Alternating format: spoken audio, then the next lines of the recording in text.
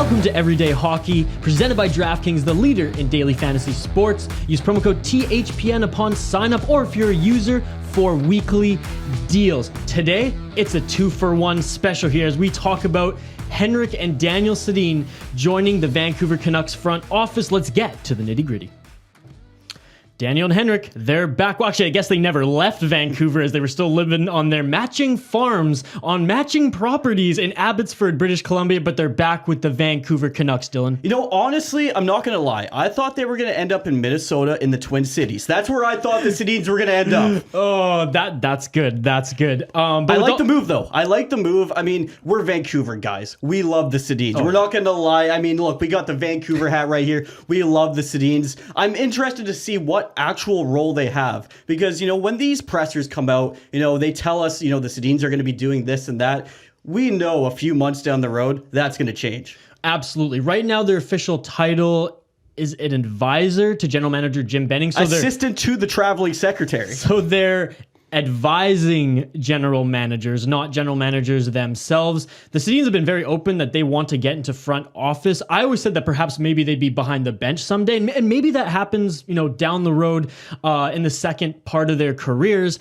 But I think that the Vancouver Canucks, A, they need any advising they can get, and B, you cannot mess up the relationship with Daniel and Henrik Sedin if you want to continue to have good PR, both for your job as a general manager in the case of Jim Benning, and, you know, for confidence for the organization in the entire province, because we saw what happened with Trevor Linden. They royally messed that up. Well, I was about to bring that up, because is it not a risky move then to bring the Sedins in? Maybe you affect that relationship. And I mean, we know the team's not doing well right now. The next year or two could be tough for this organization. So I hope they're patient with the Sedins. And throwing it back to Trevor Linden, they weren't patient with Trevor Linden. Linden actually wanted to go through a real rebuild. An actual rebuild, not a retool like Jim Benning tried to do. And now look at the team, what is it, 8 years later, almost a decade? Led to an amicable departure because it was totally mutual on both sides.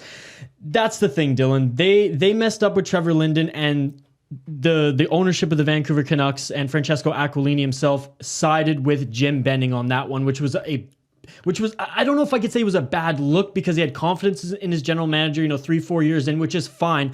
But from a fan base, you know, it was a bad look from our end, looking at the organization, and hockey fans too, being like, you severed ties in a, again, quote unquote amicable, but we all knew it was not amicable way with, you know, an icon of this franchise. Yeah, I mean, Trevor Linden was the face of the franchise for the first, beloved. You know, well, he was beloved. Years. Yeah, he's beloved by, you know, the entire fan base. Still lives in the province and in the city. Absolutely. And you got to hope that, you know, the Sedins are coming in not to just be a name and a face. You got to think they're coming in saying, you know what, we'll join this organization, but we want to work. You guys actually have to listen to us. If we're going to tell you some stuff, yeah, you're not going to listen to everything we say, but we want some input. And I hope that's the relationship that they can build with the Vancouver Canucks. What are your thoughts about them, you know, starting small? And I say small just because it's a smaller team. The Utica Comets have now moved to Abbotsford. What are your thoughts on them maybe taking more of a bigger role there with the smaller farm team? Well, it's interesting, isn't it? I mean, are they hiring the Sedins for this job, or are they hiring the Sedins with a 10-year plan? You know, at the end of the day, is that the ultimate goal, to have the Sedins running the Vancouver Canucks and to start with the farm team? That's a possibility. It's a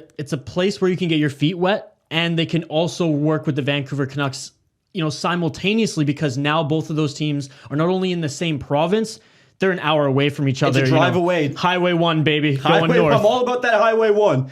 The last thing I want to bring up is the Sedins, Dylan.